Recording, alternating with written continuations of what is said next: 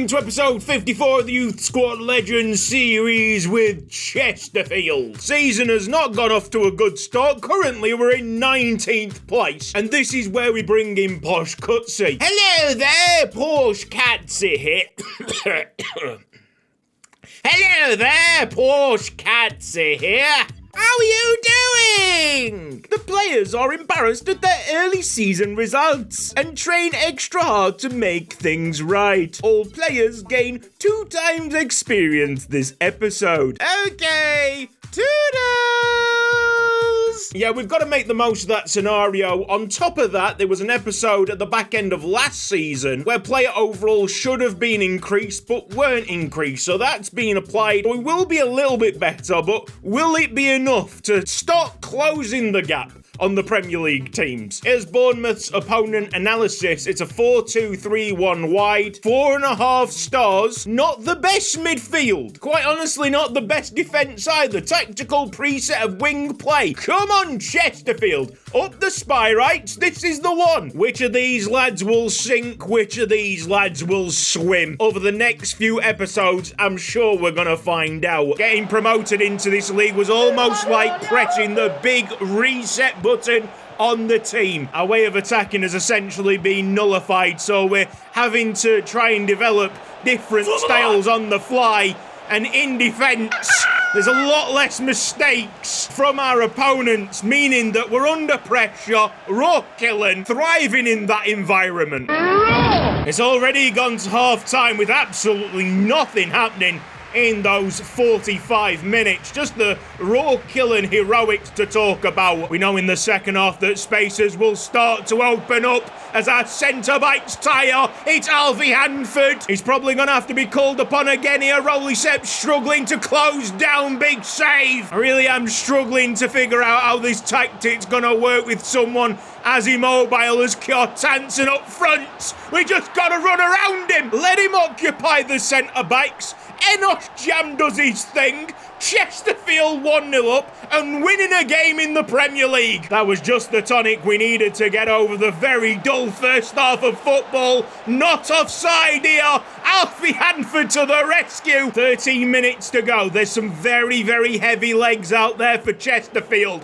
Headers out. It's Rob Smeaton, not once but twice, getting himself involved. Rokillen finds a lovely ball out to Sombat Jongen. It's Ruoko now, Kjartansson. Should we go to the corner flag? It might be a bit too early. Enos! Oh! It's going to be difficult to pry the Man of the Match award out of Enos Jam's hands, but honestly, Rokillen has been fabulous at the back, and if it wasn't for what he did in the first half, this might have had a completely different storyline attached. Here we go again, one more big defensive stop.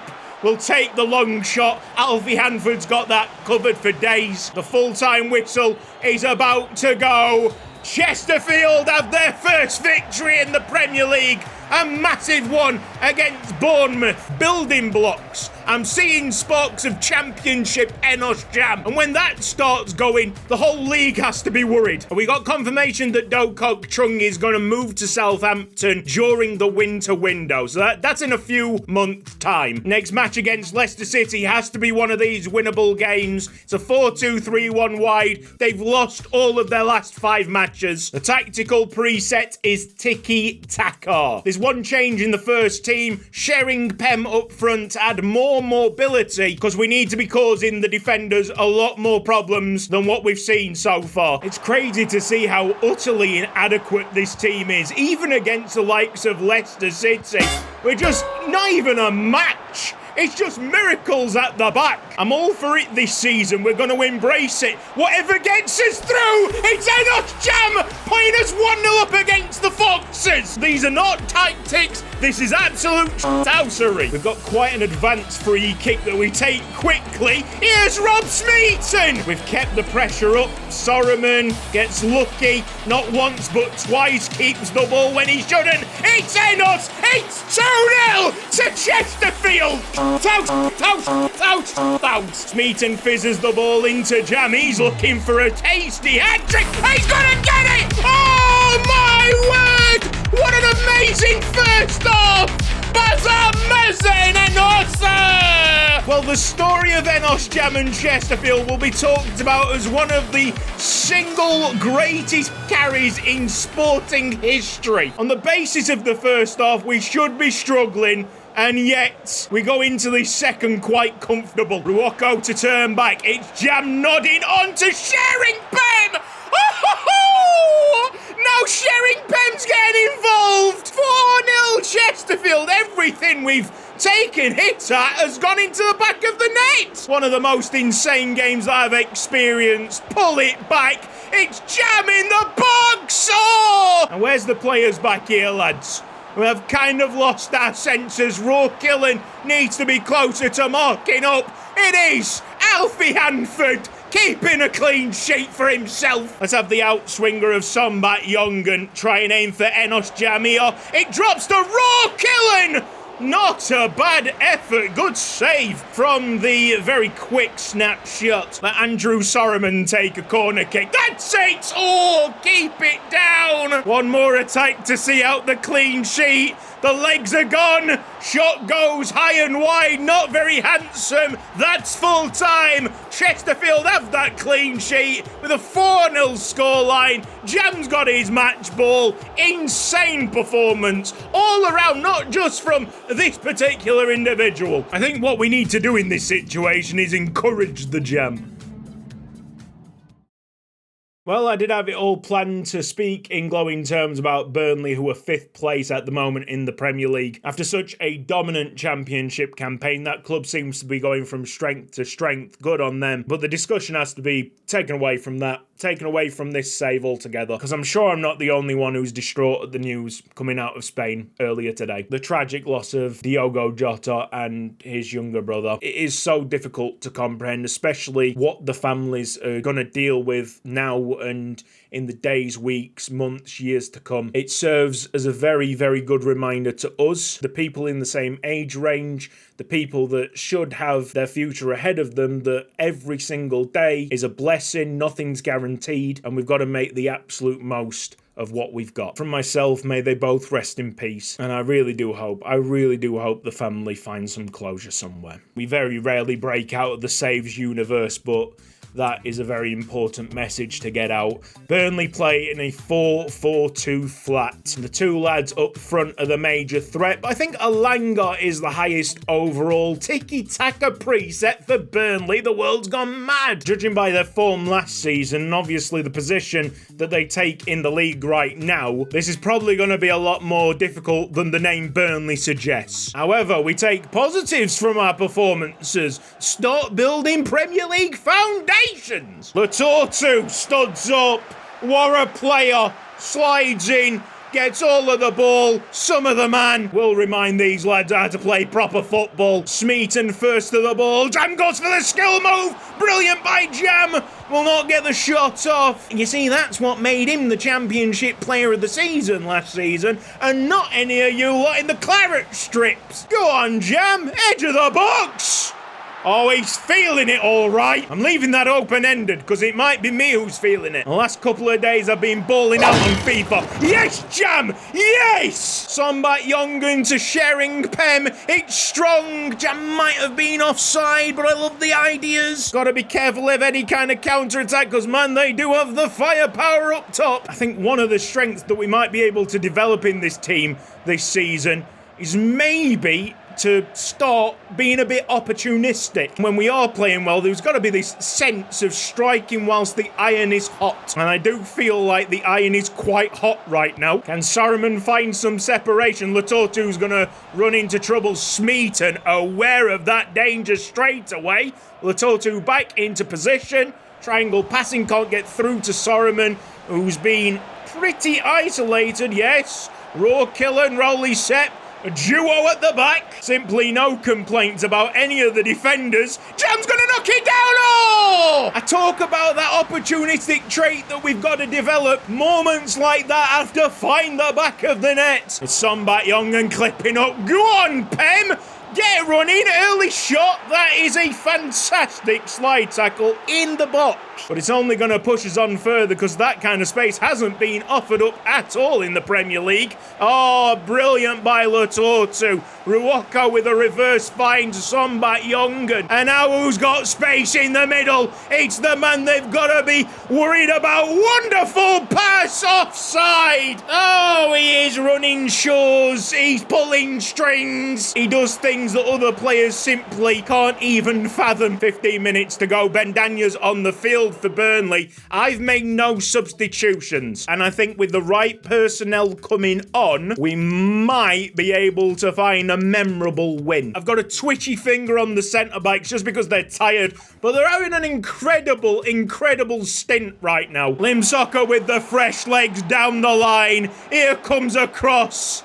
Come on, Kjartansson, man. There's thousands of viewers rooting for you to do well. Penson goes in for a tackle.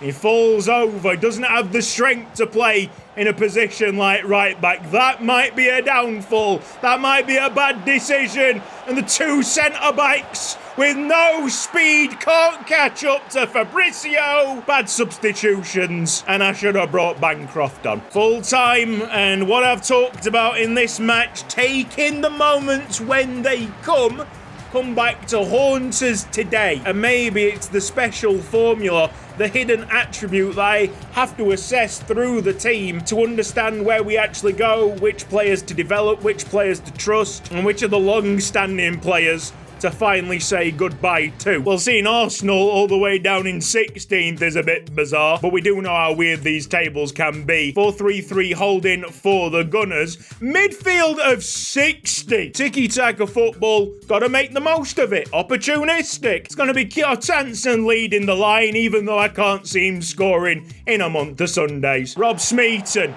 Lovely stinging pass finding Kjartansson, who shows good feet. Jam back heel. Oh, Kjartansson nearly shut me up immediately. Smeaton to wrap his boot around it. Drops to Sombat Yongan. Cleared off the line by Tomiyasu. Of all people. Why? Oh no, the breakaway. Vetness. Oh, the Sodinelli's Vetness is taking it too wide. Keeper out. He's getting chipped. All right, bit embarrassing. Vetnes. Okay, this guy's a regen. Well played, regen. Welcome to Yuko Ike's Haiku Chronicles with your host, Yuko Ike. Sometimes you've got to be walker before you can be runner. Got it? I think the opponent analysis was a bit phony. And Arsenal have definitely come out with a better midfield than expected. Really poor scouting job. I'm going to blame Benchmaker for some reason. Rob Smeaton, lovely passing, long range. This is not a job application to Arsenal. We are not selling you. Yes! Good save, Keeps. The Tortu out to meet Saka. Well, that's actually a decent standing challenge. Ruoko. Time on the ball and lovely feet. There's places on the internet where you get paid handsomely for those things. Okay, I do seem to be getting slightly played off the park. Not a single player, even in close range. Look at the state of that. Martinelli 2-0. To compound the misery, Jam's got a slight injury complaint. Who you gonna call when Jam gets injured? No, it's not the Ghostbusters, it's Shabba. Despite the 2 games recorded today that are gonna end in defeat, I still think Chesterfield have made general improvements. Step in the right direction. Not gonna let it get to me head. Just hoping Jam's injury is not a broken toe, out for 3 months. That would be the season completely over before it's begun. Keepers out. Well played. That's brave goalkeeping. Gets a kneecap to the face. We keep it at 2-0. We keep it respectable. Okay, it's not a job well done, but it's something that we can easily shake off. Full time, no harm done. The bad news is actually good news, because Enos Jam is only out with a bruised elbow That's an injury of 5 days' length. Marvellous, as Posh Cutsy would say. That's where we're going to end this episode of Youth Squad Legends. Before I sign out, I want you guys to do me a favour. Post some spicy comments down below. What's your unpopular opinions on the players, the managers of this series? Because I'm bringing back the comments section, baby. That's been gone for far too long. If you think you've got a comment that I would find funny, just post it. No matter what it is, just post it. This has been Cutsy. Thank you ever so much for watching this episode of Youth Squad Legends. If you've enjoyed it, then please give the video a like. If you're not subscribed around here yet, then press the red box down below and hit the bell icon for mobile notifications. A big thanks to everybody on the right-hand side supporting me financially on Patreon. Those guys are legends. Everybody who watches this episode in, episode out, I take my hats off to you. Take care. See you next time. Bye-bye.